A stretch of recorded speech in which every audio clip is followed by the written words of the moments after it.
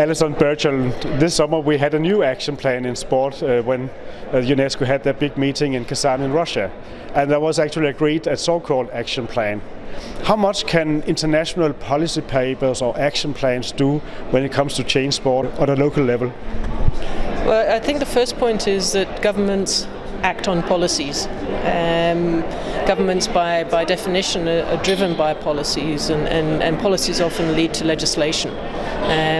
So that Kazan Action Plan is important, not necessarily as a policy paper per se, but as a guiding document for governments to follow, to say these are the types of areas that we should be implementing programs, that we should be trying to have some impact, where we should be allocating some resources.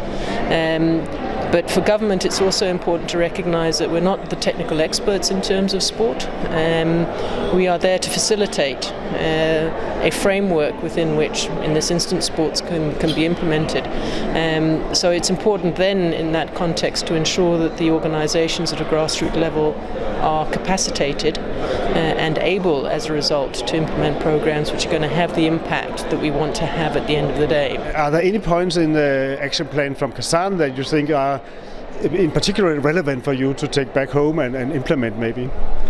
For us, there are two key areas that we need to be addressing. The first one is the issue of climate change. And what we will be looking at is how we can use sport as a mechanism to explain climate change, to raise awareness about climate change. It may be that when we're developing facilities, we look at the impact that those facilities have on climate change and so on.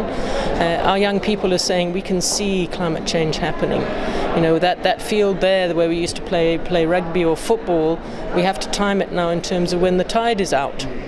So they're saying to us, tell us how we can mitigate climate change, how we can contribute to slowing it down. So that's the one thing. The next thing, particularly in terms of Fiji, is the non-communicable disease challenge that we face.